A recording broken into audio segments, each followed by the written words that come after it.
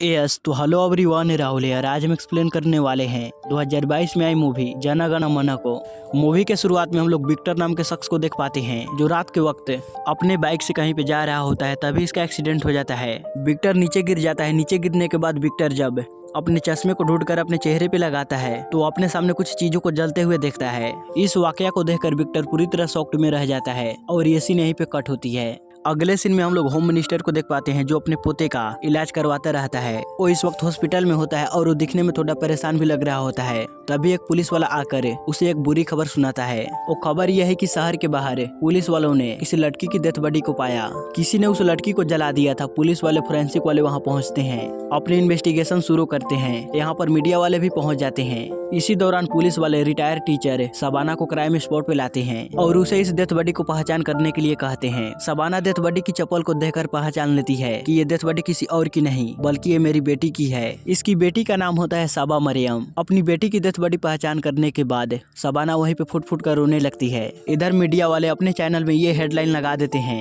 कि किसी ने साबा को रेप कर बहुत ही बेरहमी से जलाकर मार डाला। एक्चुअली साबा यूनिवर्सिटी में लेक्चरर के तौर पे काम करती है। साबा की मौत के बारे में खबर मिलने के बाद यूनिवर्सिटी में साबा के तस्वीर के सामने कैंडल जलाकर सारे स्टूडेंट बैठे होते हैं और काफी सारी स्पीच देते रहते हैं। लेकिन उस यूनिवर्सिटी का बीसी ये सोचने लगता है कि मैं यहाँ पे एक जरूरी मीटिंग छोड़कर उस छोटी सी लेक्चरर की कैंडललेस मीटिंग पे जाऊँ। क्या उस लेक्चरर का कंडोलेंस करना जरूरी है? इस तरह से वो ना चाहते हुए भी बीसी स्टेज पे जाता है और साबा को बिना रिस्पेक्ट दिए स्पीच देने लगता है।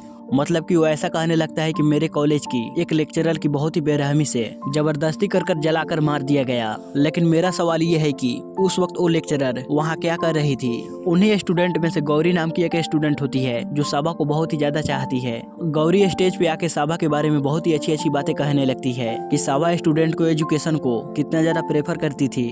अब हमें साबा मैडम के हक में लड़ना पड़ेगा, उन्हें इंसाफ दिलाना पड़ेगा। गौरी के ऐसे इमोशनल स्पीच सुनने के बाद सारे स्टूडेंट कॉलेज से बाहर आते हैं। सब नारे लगाने लगते हैं कि साबा मैडम को इंसाफ मिलना चाहिए और ये भी कहने लगते हैं कि जिन लोगों ने साबा मैडम को मारा उन्हें फांसी मिलनी चाहिए। इस तरह से वो सड़कों पे आकर प्रोटेस्ट करने लगते हैं। इसी दौरान बाहर के कुछ लोग उनके अंदर मिलकर दंगा प्रसाद करने लगते हैं। पुलिस वाला यहाँ आकर काफी सारे स्टूडेंट को जख्मी कर देते हैं। गौरी उसी हालत में अपनी दुख भरी दास्तां सोशल मीडिया पे शेयर करने लगती है। गौरी की ये वीडियो दूसरे कॉलेज के स्टूडेंट देखते हैं और उनके अंदर भी जागरूकता पैदा होती है। बहुत सारे कॉलेज के स्टूडेंट सड़कों पे आकर प्रोटेस्ट करने लगते हैं। कुछ मीडिया वाले भी स्टूडेंट के सपोर्ट में होते हैं कि स्टूडेंट शांतिपूर्वक अपना प्रोटेस्ट कर रहे थे, मगर पुलिस वाले आकर इनके ऊपर लाठीचार्ज किए। कुछ मीडिया वाले इन्हीं स्टूडेंट को एंटी नेशनल्स बताने लगते हैं। अब इस बात को लेकर मीडिया में काफी सारी डिबेट फैलने लगती है। इस तरह से सिटी में काफी सारा हंगामा खड़ा हो जाता है। एक तरफ स्टूडेंट के ऊपर अत्याचार, दूसरी तरफ साबा के कातिलों को पकड़ना। शहर में हो रहे दंगा प्रसाद को देखकर होम मिनिस्टर साबा के मर्डर केस को सजन कुमार नाम के पुलिस ऑफिसर को इस केस को सौंपने का डिसाइड करता है। इसके बाद हम लोग एसीपी सजन कुमार को देख पाते हैं। सजन कुमार की पर्सनल लाइफ के बारे में बात करें तो इसका डिवोर्स हो चुका है। ये अपने बेटे के साथ रहता है। काम में बिजी होने की वजह से सजन कुमार अपने बेटे के ऊपर ध्यान नहीं दे पाता है। तभी सजन कुमार को मालूम पड़ता है कि इसे साबा के केस को सौंपा गया है। इसके बाद सजन कुमार सीधा साबा के कॉलेज पहुंचता है जहां पर काफी सारे स्टूडेंट प्रोटेस्ट करते रहते हैं। सारे स्टूडेंट पुलिस को देखकर उनके खिलाफ नारे लगाने लगते हैं। सजन कुमार स्टूडेंट के सामने आकर कहता है, अगर आप लोग इस तरह प्रोटेस्ट करते रहेंगे तो इन्वेस्टिगेशन में और देरी होगी, इसलिए आप हमारा काम करने दीजिए। 1 महीने के अंदर मैं असली गुनहगार को आप लोगों के सामने लाकर रख दूंगा। इस तरह से वो स्टूडेंट के सामने वादा कर यूनिवर्सिटी के अंदर जाता है। इसके बाद सजन जख्मी हुए स्टूडेंट के पास जाते हैं। उनमें से गौरी भी होती है। बातों ही बातों में गौरी सजन को कहने लगती है कि साबा मैडम बहुत ही अच्छी लेक्चरर थी, उनकी किसी से भी दुश्मनी नहीं थी। इसके बाद सजन साबा के घर जाता है। साबा की माँ सजन को बताती है कि मेरी बेटी को फॉरेन में बहुत ही अच्छी जॉब मिली थी, लेकिन साबा ने उस जॉब को ठुकरा कर टीचिंग की जॉब चूज की और वो यहीं पे रह गई। इसके बाद सजन और उसके टीम इस केस को इन्वेस्टिगेशन करना शुरू करते हैं। इसी दौरान विक्टर जो मूवी के स्टार्टिंग में देखा था ना, वही जो न्यूज़पेपर में साबा की न्यूज को देखता है। न्यूज को देखने के बाद विक्टर सजन और उसकी टीम के पास पहुंचता है और सजन को उस रात जो कुछ भी हुआ वो सारी बातें बताता है कि मैं उस रात बाइक से जा रहा था, मेरा एक्सीडेंट हुआ। साइड में जब मैं आया तो देखा कि एक कार से 4 लोग एक डेथ बॉडी को निकाले, उस पर पेट्रोल डालकर उसे जला दिए। सजन विक्टर को उस रूट की सीसीटीवी फुटेज को दिखाता है। कार को पहचानने के लिए कहता है। कार को पहचानने के बाद एक पेट्रोल पंप की सीसीटीवी फुटेज को भी दिखाता है। इस फुटेज को देखने के बाद विक्टर उन चारों में से एक शख्स को पहचान लेता है। थोड़ा बहुत इन्वेस्टिगेशन करने पे सजन को उन चारों लड़कों के बारे में मालूम पड़ जाती है। उन चारों लड़कों का नाम होता है अहमद, विनीत, दसावत और गोपाल। ये चारों हर दिन की तरह एक पार्टी मीटिंग में मुलाकात करते रहते हैं। उसी तरह ये चारों छोटे मोटे क्राइम में इन्वॉल्व होते रहते हैं। इन चारों लोगों का हिम्मत यही होता है कि हमारे ऊपर पॉलिटिशियन हैं जो इन्हें किसी भी हाल में बचा लेंगे। इसी दौरान सजन का सुपीरियर सजन के पास कॉल करता है, पूछता है कि केस का इन्वेस्टिगेशन कहाँ तक पहुँचा। तो सजन कहता है कि सर अभी तक हमें इस केस के बारे में कोई भी लीड नहीं मिली। सज्जन ये सोच रहा होता है कि अगर मैं इस केस की डिटेल्स किसी दूसरे को बता दूंगा तो शायद ये केस डाइवर्ट हो सकता है और ये साबा मरियम को इंसाफ कभी भी नहीं मिल पाएगा। इसके बाद सज्जन और उसकी टीम बहुत ही चालाकी से उन चारों लड़कों को एक साथ ही पकड़ लेते हैं। वो चारों लोग इधर उधर भागने की कोशिश करते हैं, मगर सज्जन और उसकी टीम कैसे तैसे कर इन्हें पकड़कर पुलिस स्टेशन लाती है। इत्तेफाक से ये खबर मीडिया में फैल जाती है। सजन अपनी टीम को बुलाकर उन्हें डांटने लगता है कि इतना सीक्रेट इन्फॉर्मेशन किसने लीक किया, कैसे ये बातें पहुंची मीडिया तक, लेकिन किसी को भी कुछ मालूम नहीं होता। इसके बाद सजन इन चारों लड़कों के साथ इंट्रोगेशन करता है, मगर ये चारों लड़के बस यही कह रहे थे कि तुम कुछ भी कर लो, हम सच नहीं बताएंगे। कितने दिनों तक तुम पुलिस वालों हमें जेल के अंदर रखोगे, तुमसे हमारा कुछ नहीं बिगड़ने वाला। इस तरह से वो लोग सजन का मजाक उड़ाने लगते हैं। तभी सजन का सुपीरियर सजन के पास कॉल कर उसे कहता है कि तुम उन चारों लड़कों को किसी दूसरे जेल में शिफ्ट कर दो और उसी तरह तुम इस केस से दूर हो जाओ। कोई दूसरा ऑफिसर आकर इस केस का इन्वेस्टिगेशन आगे बढ़ाएगा। ये सुनकर सजन को बहुत ही ज्यादा दुख लगता है कि मैंने इतनी कड़ी मेहनत कर इन चारों दरिंदों को पकड़ा और एंड वक्त पे आकर अब मुझे ही इस केस से निकाला जा रहा है। मैंने स्टूडेंट से वादा किया है कि मैं उन्हें साबा मरियम का इंसाफ दिलाऊंगा। क्या अब मैं अपना वादा पूरा नहीं कर सकता? साबा की माँ का क्या होगा? वो तो मेरे ऊपर भरोसा लेकर बैठी है कि मैं उन्हें उनकी बेटी का इंसाफ दिलाऊंगा। अब इतना सोचने के बाद सजन इन्हें दूसरे जेल शिफ्ट करने के बहाने वो रास्ता डाइवर्ट कर क्राइम स्पॉट पे लाता है जहाँ पे साबा की डेथ बॉडी पाई गई थी। सजन अपने गन से इन चारों का यहाँ पे एनकाउंटर कर देता है। ये देखकर वहाँ के कांस्टेबल भी शॉक्ड में रह जाते हैं। अगले दिन ये खबर पूरे मीडिया में फैल जाती है। सारे लोग अब खुशियां मनाने लगते हैं कि साबा मरियम को अब इंसाफ मिल गया, असली गुनहगार को सजा मिला, पुलिस ने बहुत अच्छा काम किया, स्पेशली सजन कुमार ने। इस तरह से सारे शहर में खुशी का माहौल होता है। कल तक स्टूडेंट पुलिस को बहुत ही बुरी निगाहों से देख रहे थे और आज स्टूडेंट पुलिस को अपना हीरो मान रही है। प्रेस मीट के दौरान पुलिस वाले ये बताने लगते हैं कि हम लोग कल रात क्रिमिनल्स को लेकर क्राइम स्पॉट पे गए क्राइम सीन को रिक्रिएट करने के लिए, मगर इसी दौरान वो क्रिमिनल्स हाथ में गन लेकर हमारे ऊपर हमला करने लगे। इस हमले में एक कांस्टेबल जख्मी हुआ, मगर फाइनली हम लोगों ने उन चारों का एनकाउंटर कर दिया। इस तरह से पुलिस वाले मीडिया के सामने एक झूठी स्टोरी बताते हैं। तभी सजन कुमार को मालूम पड़ती है कि स्कूल जाते वक्त इसके बेटे का एक्सीडेंट हो गया, उसका बेटा इस वक्त हॉस्पिटल में है। उसी वक्त सजन कुमार प्रेस मीट को छोड़कर हॉस्पिटल जाता है अपने बेटे के पास। अपने बेटे की हालत को देखकर काफी ज्यादा दुखी होने लगता है। तभी कुछ दिनों बाद ह्यूमन राइट्स कमीशन वाले पुलिस डिपार्टमेंट के ऊपर एक केस ठोकते हैं कि ऐसे कैसे पुलिस वाले 4 लोगों का एनकाउंटर कर दिया। पुलिस वाले यही सोच में डूबे रहते हैं कि किस तरह से अब हम इस केस को जीते। सजन इसी ख्याल में डूबा रहता है, एक तरफ इसकी बेटे की प्रॉब्लम, दूसरी तरफ ये केस। साबा की माँ सजन के पास आकर इसे हौसला देने लगती है कि तुम डरो मत बेटा, तुम्हारे साथ सब अच्छा होगा। सजन कुमार जब कोर्ट की सुनवाई के लिए जा रहा होता है तो बहुत सारे स्टूडेंट सजन कुमार के नारे लगा रहे होते हैं। बहुत सारे बड़े बड़े लोग पुलिस की हक में होती है। मीडिया वाले भी यही न्यूज अपने टीवी चैनल में दिखाते रहते हैं और ये दावा करते हैं कि ये केस पुलिस वाले ही जीतेंगे। तभी इस कोर्ट में एक अपाहिज शख्स की एंट्री होती है जो एक लाठी के सहारे कोर्ट में लंगड़ाते हुए एंटर करता है। एक रिपोर्टर इस शख्स को देखकर यही सोचने लगता है कि ये लॉयर यहाँ पे क्या कर रहा है। इस लॉयर का नाम होता है अरविंद। थोड़ी देर के बाद यहाँ पे जज आते हैं, कोर्ट की सुनवाई शुरू होती है। रघुराम नाम का लॉयर पुलिस के हक में इस केस को लड़ती है और रघुराम पुराने केस का रेफरेंस देकर कोर्ट को ये बताने लगता है कि जज साहब उन 4 लोगों ने एक लड़की का रेप कर बहुत ही बेरहमी से जलाकर उन्हें मार डाला। पुलिस ने उन चारों का एनकाउंटर कर उन्हें मार डाला। इसमें पुलिस की कोई गलती नहीं है। पुलिस की इस काम की वजह से सारे पब्लिक बहुत ही ज्यादा खुश है। इस तरह से रघुराम बहुत ही इमोशनल स्पीच देने लगता है। रघुराम की बातें सुनने के बाद अरविंद अपना हाथ खड़ा करता है और उस लाठी के सहारे ठीक ढंग से खड़ा होता है। जज से कहने लगता है कि पुलिस ने जो किया वो गलत किया। जज साहब, पब्लिक यही चाहती है कि जल्दी से इस केस का फैसला हो जाए, इसलिए पब्लिक पुलिस की हक में है। मगर जज साहब, ऐसी बहुत सारी केसेस है जो अभी भी पेंडिंग ही है। ऐसा कहते हुए अरविंद तमिल राशि नाम की एक औरत को कटघरे में बुलाता है। कोर्ट के सामने कहने लगता है कि जज साहब, इनकी 14 साल की एक बेटी थी जो स्कूल के काम खत्म करे वो अपने माँ के कामों में हाथ बटाती थी। एक दिन ये औरत अपनी बेटी के साथ मालिक के घर गई काम करने के लिए। 67 साल का वो बूढ़ा आदमी इसकी बेटी का आरईपी कर दिया। उसके बाद इसकी बेटी को मार डाला। इंसाफ तो सबके लिए समान है ना। तो अगर पुलिस ने साबा की केस में इंसाफ किया तो इसी तरह तमिल राशि की बेटी की भी केस में इसे इंसाफ मिलना चाहिए। लेकिन तमिल राशि की केस में कुछ और ही हुआ, क्योंकि तमिल राशि की बच्ची का रेप करने वाला एक एमएलए था उस समय एमएलए के हक में रघुराम साहब ही केस लड़े।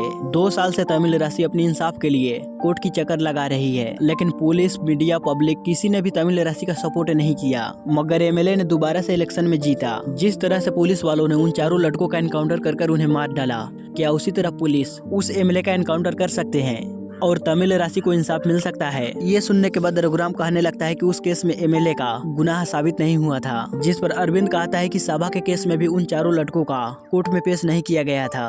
पुलिस वालों ने खुद इस केस का फैसला कर दिया, उन चारों लड़कों का एनकाउंटर कर दिया। पुलिस वाले क्यों इतना जल्दी उन चारों लड़कों का एनकाउंटर कर दिया? रघुराम के पास इस सवाल का कोई जवाब नहीं होता। इसके बाद अरविंद श्वेता गुप्ता नाम की एक औरत को कटघरे में बुलाता है, जो नेशनल ह्यूमन राइट्स कमीशन की चेयरमैन होती है। श्वेता से पूछने लगता है कि जिस दिन उन चारों लड़कों का एनकाउंटर किया, उस दिन आपने एक ट्वीट किया था कि अब जाकर इंसाफ मिला। इसका मतलब क्या है? क्या पुलिस ही इंसाफ कर सकती है? क्या जज इंसाफ नहीं कर सकता? आपकी नजर में कोर्ट, जज ये सब वेस्ट है? उसी तरह श्वेता से ये भी पूछने लगता है कि जिस दिन साबा मरियम की मौत हुई थी, उस दिन आपने एक ट्वीट किया था शॉक्ड, यानी कि आपकी नजर में एक रेप केस शॉक्ड है। क्राइम रिकॉर्ड ब्यूरो के मुताबिक हमारे इंडिया में हर 15 मिनट पे एक रेप होता है।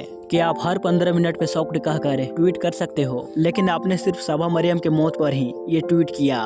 उसी तरह तमिल राशि की बेटी की मौत के दिन आपने हैप्पी बर्थडे एसआर के ट्वीट किया था। क्या साबा मरियम कोई सेलिब्रिटी थी जो आपने उनके बारे में ट्वीट किया था? श्वेता कहने लगती है कि साबा की केस एक नेशनल न्यूज है। ये सुनने के बाद अरविंद एक न्यूज एडिटर को कटघरे में बुलाता है, उसके हाथ में एक न्यूज थमा देता है और हेडलाइन पढ़ने के लिए कहता है। पूछने लगता है कि आपने अपनी न्यूज में यही हेडलाइन रखा ना कि साबा का रेप और मर्डर हुआ। थोड़ा आप पेज नंबर 7 में जाइए और वहाँ का न्यूज पढ़िए। पेज नंबर 7 में एक और न्यूज होती है कि एक लड़की अपने बॉयफ्रेंड के साथ भाग गई और अगले दिन उस लड़की की डेथ बॉडी मिली। अब इस न्यूज एडिटर से पूछने लगता है कि आपने ये हेडलाइन फ्रंट पेज पे क्यों नहीं रखा, सिर्फ साबा के ही केस को क्यों मेन हेडलाइन में रखा? जब आपने इस न्यूज को लिखा उस वक्त साबा का पोस्टमार्टम भी नहीं हुआ था, तो आप ये कैसे डिसाइड कर सकते हो कि साबा का पहले रेप हुआ फिर मर्डर हुआ?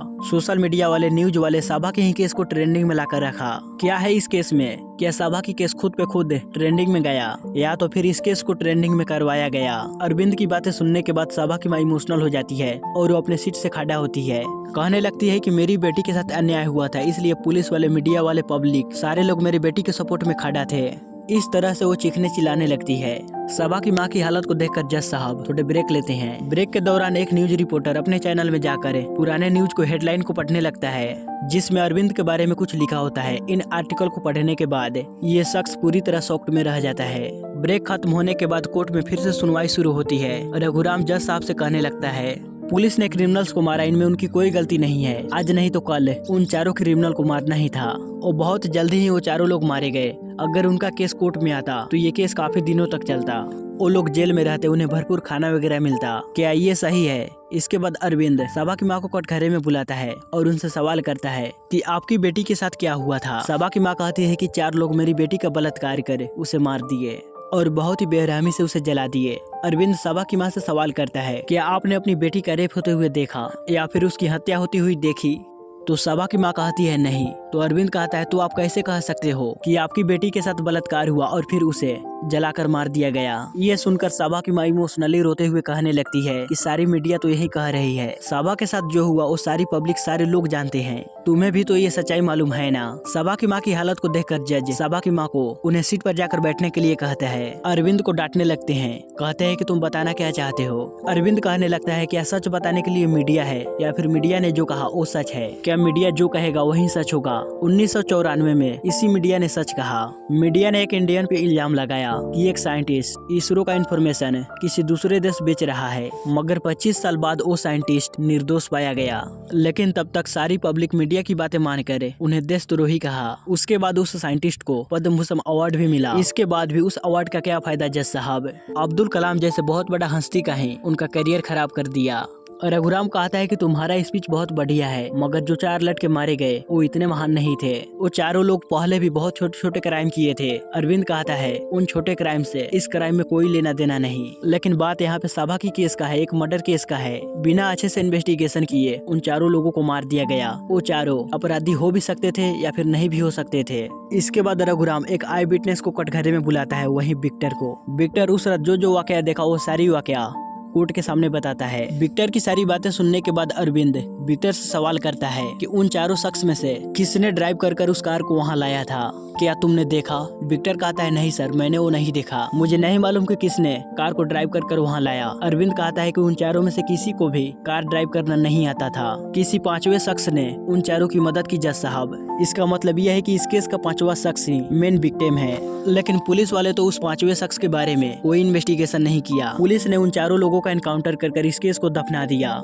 इस केस को पूरी तरह जानने वाला एक शख्स है मेरे पास जज साहब। ऐसा कहते हुए अरविंद अंबुमनी नाम के शख्स को कटघरे में पेश करता है। अंबुमनी जो कुछ भी हुआ वो सारी बातें बताने लगता है। सभा के मरने से कुछ घंटे पहले अंबुमनी यूनिवर्सिटी आया था। यूनिवर्सिटी के कुछ लोगों से बात करते हुए वो दुखी हो रहा था। इस वाकया को सभा ने देख ली। अंबुमनी जब अकेले में बैठा था तो सभा उसके पास आई और उसे पूछी कि आपकी क्या प्रॉब्लम है।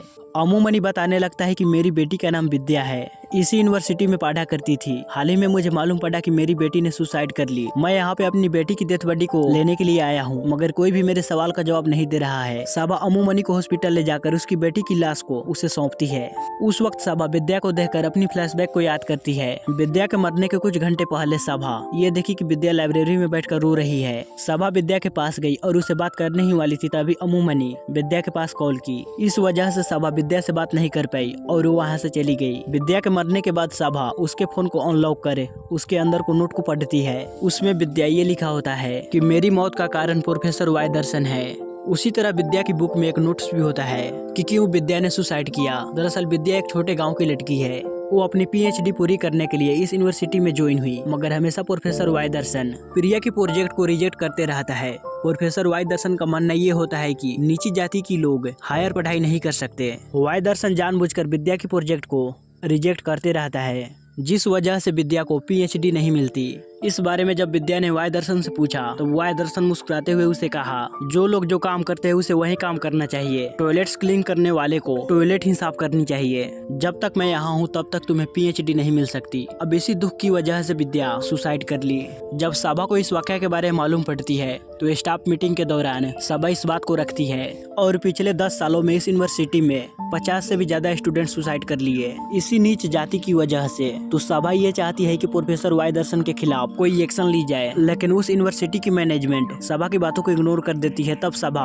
पुलिस स्टेशन जाकर प्रोफेसर वाई दर्शन के खिलाफ कंप्लेन करती है, लेकिन वो पुलिस वाला सभा की कंप्लेन को नहीं लेता। वो उल्टे ही कॉलेज मैनेजमेंट के पास कॉल कर सभा के बारे में बताने लगता है। उसी रात सभा जब अपनी स्कूटी से अपने घर जा रही होती है तो वाई दर्शन उसका पीछा कर रहा होता है।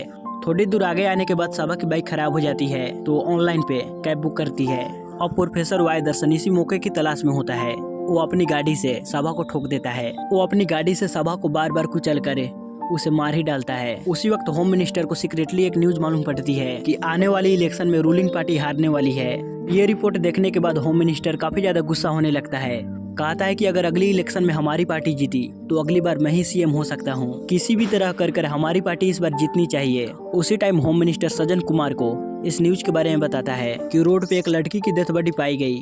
हिट एंड रन का मामला लग रहा है। अब उसी होम मिनिस्टर के पास सज्जन कुमार होता है। सभा की मौत के बारे में जानने के बाद सज्जन कुमार होम मिनिस्टर को एक आइडिया देता है कि सर अभी एक एक्सीडेंट हुआ, हिट एंड रन का मामला लग रहा है, लाश एक लड़की की है। हम इस केस को रेप और मर्डर केस बना देंगे। सारे न्यूज चैनल में यही ब्रेकिंग न्यूज डलवा देंगे। सारे लोग आपकी पार्टी के बारे में सोचने की जगह इस केस के बारे में सोचने लगेंगे। मरी हुई लड़की एक लेक्चरर है। सारे स्टूडेंट प्रोटेस्ट करने लगेंगे। उस प्रोटेस्ट को हम दुगना करेंगे, दंगा प्रसाद कराएंगे। इस दंगा प्रसाद के बाद हम उस लड़की की रेपिस्ट को एनकाउंटर कर उसे मार डालेंगे, तो इनडायरेक्टली इससे आपकी पार्टी की जीत होगी। तो होम मिनिस्टर इस आइडिया के लिए हाँ बोलता है। सज्जन कुमार सभा की लाश को हॉस्पिटल ले जाने की बजाय होम मिनिस्टर के पार्टी के 4 लड़कों को सेलेक्ट करता है। उन चारों को कहता है कि तुम इस लड़की की लाश को सिटी के बाहर ले जाकर जला दो। वो चारों पैसे की लालच में वही कांड करते हैं। इस तरह से अरविंद जज साहब को कहता है कि इस मास्टर प्लान के पीछे सज्जन कुमार का हाथ है। रघुराम कहता है क्या आपके पास इस वाकया का सबूत है? तो अरविंद कांस्टेबल मूर्ति को कटघरे में पेश करता है और स्टार्टिंग से जो कुछ भी हुआ उस सारी बात कोर्ट में बताने के लिए कहता है। तो मूर्ति उसी तरह कोर्ट के सामने सारी बात बताने लगता है कि सज्जन कुमार ने जब उन चारों लड़कों को अरेस्ट किया था तो एक रात होम मिनिस्टर सज्जन कुमार के पास कॉल करता है और कहता है कि मीडिया पब्लिक सारे लोग उन 4 लड़कों के खिलाफ है। तो होम मिनिस्टर सज्जन कुमार को उन चारों को एनकाउंटर करने के लिए कहता है। हालांकि सज्जन कुमार के प्लानिंग में किसी को मारना नहीं था, बस उन्हें अरेस्ट कर जेल में रखो। लेकिन होम मिनिस्टर चाहता है कि उन चारों का एनकाउंटर करे। सज्जन इसके लिए मना करता है, लेकिन होम मिनिस्टर सज्जन कुमार को ऐसा करने के लिए मजबूर करता है। तब जाकर सज्जन कुमार उन चारों को एक सुनसान एरिया में ले जाकर उनका एनकाउंटर कर देता है। उसी तरह होम मिनिस्टर सज्जन कुमार को डराने के लिए उसके बेटे का एक्सीडेंट करवा दिया। इसके बाद अरविंद कहता है कि जज साहब, पुलिस, मीडिया, पब्लिक सारे लोग मिलकर उन 4 लड़कों को मार दिए, क्योंकि पब्लिक ही यही चाहती है कि उन चारों लोगों को मार दिया जाए। इसी के लिए आप लोगों ने रैलियां निकाली, धरने करने लगे, प्रोटेस्ट करने लगे। अगर बिना सच का पता किए ऐसे ही मारते चले गए तो कोर्ट क्यों है? कोर्ट में किसी का जुर्म कबूल होने से पहले मीडिया कैसे जजमेंट दे सकती है? कैसे अखबार, टीवी, न्यूज चैनल में फैसला सुना सकती है? खैर, अब सारे सबूतों को देखने के बाद जज ये फैसला सुनाती है कि इस केस में जो इन्वॉल्व हैं उनके ऊपर कमेटी बैठाई जाएगी और उन्हें कड़ी से कड़ी सजा मिलेगी। इसके बाद हम ऑडियंस के सामने एक और ट्विस्ट रिवील होता है। वो ट्विस्ट ये है कि सज्जन कुमार को मालूम पड़ चुका था कि मेरे बेटे का एक्सीडेंट करवाने वाला वो होम मिनिस्टर है। तो सज्जन कुमार सीक्रेटली सभा के केस का इन्वेस्टिगेशन करे, एक फाइल बनाई और सज्जन उस फाइल को कांस्टेबल मूर्ति को देते हुए कहा कि तुम इस फाइल को एक अच्छे लॉयर को दो। तो मूर्ति ने इस फाइल को अरविंद को दिया। सज्जन कुमार अपने साथ साथ सारे लोगों को फंसाया। कुछ दिनों के बाद जो भी इस केस में इन्वॉल्व थे वो सारे लोग गिरफ्तार हो गए। मूर्ति कुछ दिनों के बाद जेल में सज्जन कुमार से मिलने के लिए जाता है। सज्जन मूर्ति को कहता है कि तुमने जिस लॉयर को फाइल दी थी उस लॉयर को मैं पहले से ही जानता था। मूर्ति भी कहता है मुझे भी मालूम है सर। इस तरह से वो अरविंद के बारे में बताने लगता है। अरविंद ने लॉ की पढ़ाई करने के बाद वो लॉयर बनने की जगह आईपीएस बना। जब अरविंद ड्यूटी पे था तो स्टेट में काफी सारे दंगे हो रहे थे। पुलिस डिपार्टमेंट के कुछ लोग रिश्वत लेकर अरविंद को ही फंसाया था कि उन दंगा प्रसाद के पीछे अरविंद का हाथ है। इस वजह से अरविंद की जॉब चली जाती है। वो जेल चला जाता है। इत्तेफाक से उस जेल में सज्जन कुमार होता है पुलिस ऑफिसर के रूप में। इंट्रोगेशन के दौरान सज्जन अरविंद का पैर तोड़ दिया। इसके बाद अब प्रेजेंट टाइम पे नॉमिनेशन का दिन आता है। होम मिनिस्टर अपना नॉमिनेशन देने के लिए जाता है, लेकिन गौरी होम मिनिस्टर के खिलाफ अपना नॉमिनेशन देती है। बहुत सारे स्टूडेंट गौरी के साथ होते हैं। उसी वक्त अरविंद होम मिनिस्टर के पास कॉल कर उसे कहता है और अपने बारे में बताता है। अरविंद जब ड्यूटी पे था तो उसे ये बातें मालूम पड़ी कि स्टेट में जो दंगे हो रहे हैं उसके पीछे नागेश्वर का हाथ है, यानी कि प्रेजेंट टाइम का होम मिनिस्टर। उस वक्त नागेश्वर अपनी पॉलिटिकल करियर में स्टार्टिंग पे था। अरविंद नागेश्वर के पास जाकर उसे घेंच कर चमाट लगाता है। अब इसका बदला लेने के लिए नागेश्वर ने डिपार्टमेंट के कुछ ऑफिसरों को खरीद लिया और अरविंद के खिलाफ बहुत सारे झूठे सबूत क्रिएट करता है। उसी तरह नागेश्वर अरविंद की पत्नी को भी मरवा देता है। तो अब जाकर अरविंद के हाथ नागेश्वर लगा। अरविंद नागेश्वर के पास कॉल कर अब यही कह रहा होता है कि तुम इस इलेक्शन में जीत नहीं सकते, यही तुम्हारी हार है। ये अंत नहीं शुरुआत है। इसके बाद अरविंद बिना लकड़ी के सहारे अब धीरे धीरे कर अपने पैर को आगे बढ़ाने लगता है और इसी के साथ ये मूवी यहीं पे खत्म होती है। सो गाइज, आपको ये वीडियो कैसा लगा प्लीज हमें लाइक और कमेंट कर जरूर बताइएगा और इस चैनल पर पहली बार आए हैं तो इसे जरूर सब्सक्राइब कीजिएगा।